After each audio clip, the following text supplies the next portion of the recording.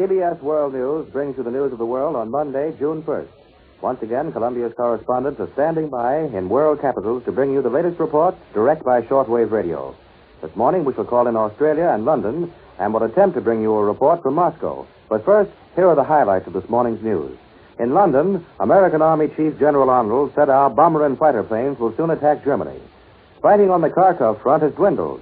Heavy action is reported around Kalinin, about 100 miles northwest of Moscow. The British announced the capture of German General Kruvel. He's second in command of the Axis forces in Libya. And now to bring you more news and to call in Columbia's correspondents abroad, here is Harry Marble. Before calling in Australia this morning, here are the latest reports on the underground fight against the Nazis in occupied Europe. 82 is now the number of Czech patriots who have fallen before the guns of Nazi firing squads in retaliation for the critical wounding of the number 2 Gestapo chief, Reinhard Heydrich. 20 more persons were executed in Prague yesterday. Heydrich, meanwhile, is reported to be near death. Several blood transfusions have failed to alter his critical condition. And even if he does live, Czech quarters in London say that he will be paralyzed totally for life. One of the bullets severed his spinal cord. Our first report direct this morning comes from the Southwest Pacific. After a brief pause, we take you to Australia. CBS Australia. William J. Dunn reporting. The war came to the very doorsteps of Australia's largest city last night, exactly 1 week, less than 6 months, after the first Japanese blows fell in the Pacific. From the standpoint of damage done, the results of the first Japanese attack on Sydney can be termed negligible. But the fact that 3 enemy submarines actually did penetrate their famous harbor and damaged 1 small boat has had a marked effect on the people of Sydney. And the fact that all 3 of the underwater raiders are believed to have been sunk proves that the enemy did not find the port unprepared. The attack came last night and was marked by a series of unheralded detonations, punctuated by machine gun rattles and the sharp bark of small guns. The force of the explosions caused the depth charges, cut houses on the nearby shores, and excited considerable comment. But few guessed what actually had taken place in the brief space of a few moments. Several hours after the last explosion had died away, we were able to get a fairly complete story of the attack. But the public announcement didn't come until 2 o'clock this afternoon, and it literally stunned the Sydney public. Even the press seemed unprepared for the story when it first broke. The early edition of one paper consigned the official communique to a 1-column space on page 1, while another featured the fact that 3 enemy subs were believed destroyed, and gave the news that Sydney itself had been attacked secondary position. In the following edition, however, the papers hit their stride in typical New York style. Flat type came into play, and pictures of midget-type Jap subs were used generously. Of the people themselves, probably the greatest reaction was stunned incredulity. Even those who heard the terrific concessions in the harbor had decided that it was merely gun practice, and found it hard to realize that the enemy had actually been within firing distance of their city. As the communique stated, the attack was entirely unsuccessful. Military objectives, which undoubtedly had been selected as targets for the raid, were not touched, and only 1 small harbor boat was damaged. It is assumed that the midget craft were similar to those used in the Pearl Harbor attack, just large enough for 2 men, a commander and a mechanic. Inasmuch as the submarine captured in Hawaii had a range of only 150 to 200 miles, it's believed the craft which visited Sydney were operating from another ship somewhere off the east central Australian coast. There are no bases within range of the type of craft which aided the Pearl Harbor attack from which these boats could possibly have operated. Most Australians with whom I have talked today believe the Sydney attack will have, to some degree, the same effect on this country that the Pearl Harbor attack had on the United States. That it will awaken the people to the very real danger confronting this country, and convince even the staunchest of the Can't Happen Here group that in a war of this magnitude and ferocity, nothing is impossible, and that relaxation, mental or physical, can be fatal. This is William J. Dunn in Australia, returning to CBS in New York.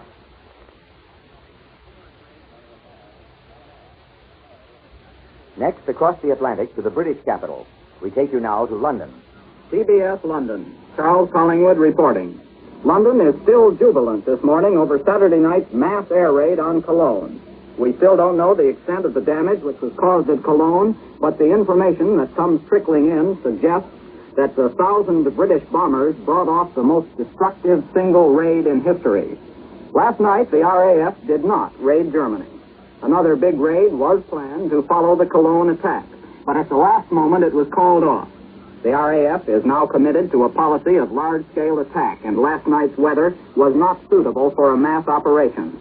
The Germans, however, carried out a vicious reprisal raid on Canterbury, the first cathedral town of Britain.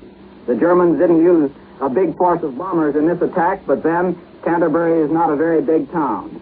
3 waves of raiders attacked the cathedral town early this morning. Apparently, considerable damage was done, much of it by fire. The British say that 2 churches were destroyed, but there's no news of the cathedral itself. The British are assuming that the main German objective was Canterbury Cathedral. It would be, they say. But under the old plea of not giving information to the enemy, they're not saying whether the cathedral was damaged. 3 of the German bombers that came over Britain last night were shot down. There have been a good many hints in London that American flyers and planes participated in the Cologne raid.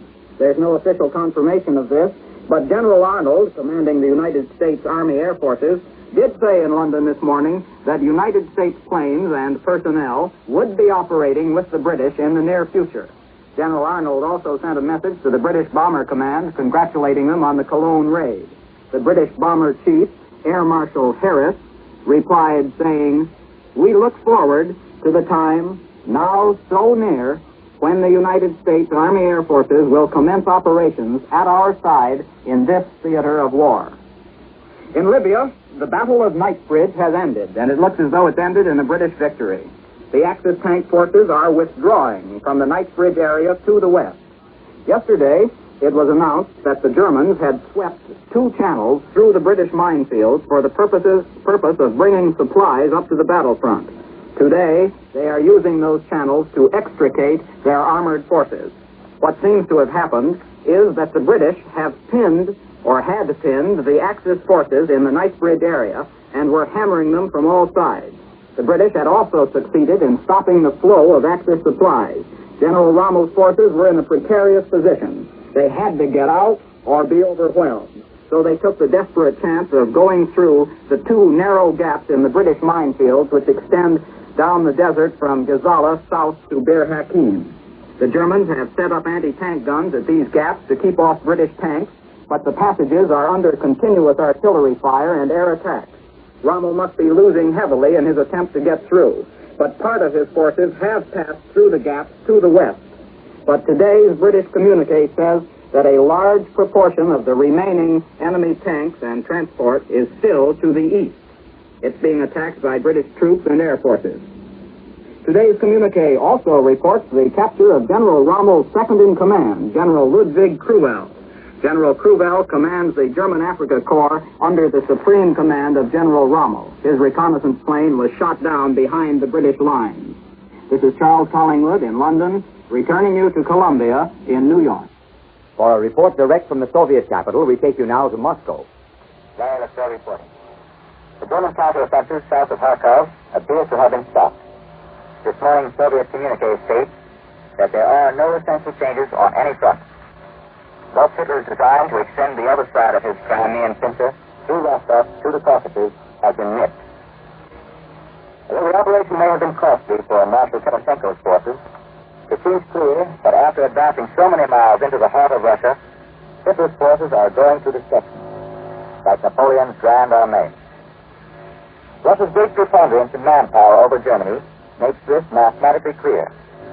Just as in the game of checkers, if you have 1 less checker than your opponent, and you exchange pieces, you are certain to lose by it.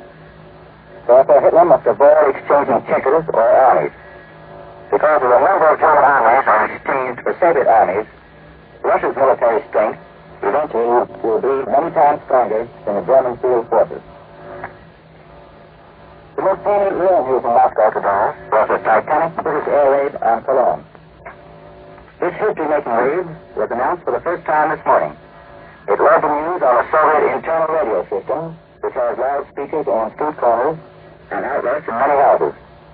The newspaper Pravda, who only went published in Moscow on Mondays, gave Linda's description of the raid of a two-column head on the back page, where the foreign news is always printed.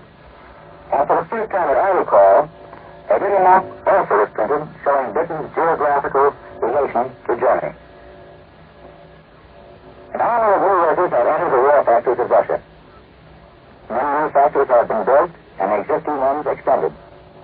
Skilled workers have been called up to join the Red Army.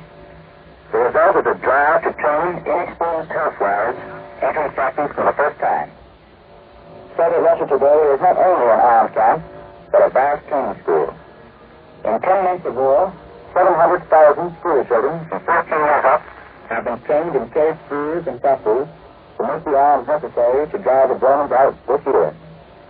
And not only have these training men to become experienced factory hands, but the two experienced themselves are small factories.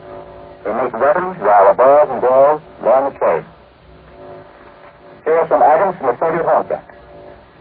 The men who worked with the Germans during the month when Moscow was in German hands have been tried by the war tribunal. 8 were sentenced to be shot. It's a commentary on the Germans, but whenever they are driven from a city, they never take these betrayers with them. Stamp collectors may be interested in a new series of stamps issued in the Soviet Union. These are dedicated to the patriotic war. The Red Army series shows artillery, infantry, and a charge of cavalrymen. Another series is devoted to war heroes. 80 millions of these stamps will be printed. This is Riley returning now to Columbia in New York. And that was Moscow. Fighting on the China front today is centered in Anhui province, 200 miles east of Shanghai, where the Chinese are developing a counteroffensive aimed at major Japanese bases in central China. The drive opened last week, while an enemy force of 100,000 men forced the evacuation of the capital of Zhejiang province on China's east coast. Fighting in Anhui is now raging chiefly in the outer defenses of Anqing and Hefei, the two major cities of the province. The Japs are said to be suffering heavy casualties in these battles. The Chinese offensive included the destruction of Japanese-held railroads and highways in the region of Anqing. And to the south of the city, other Chinese units are said to be attacking Japanese supply centers and communication lines. In a dispatch from North China, the Chinese Central News Agency reports that 9,000 Japs have been killed or wounded in a violent 11-day battle with Chinese guerrillas. The battle area covered portions of Hefei, Honan, and Shantung provinces. In Mexico City today, the stage is set for President Avila Camacho to sign formally the measure proclaiming the existence of a state of war between his nation and the Axis powers. The declaration itself will be little more than a formality, for Mexico has unofficially been at war since May 22nd, when the cabinet voted to summon a special session of Congress to hear the president's war message. Today is the 25th anniversary of Mexico's Navy, and special ceremonies are being arranged to link the observance with the war declaration. Meanwhile, Mexican military police have a new problem on their hands as the result of a series of unexplained explosions, which occurred yesterday aboard an American tanker at Tampico, killing 4 men and wounding at least 20. Once again, Columbia has brought you the latest news direct by shortwave radio. This morning, you've heard from William J. Dunn in Australia, Charles Collingwood in London, and Larry Lasser in Moscow. Harry Marble reporting for CBS World News. This is the Columbia Broadcasting System.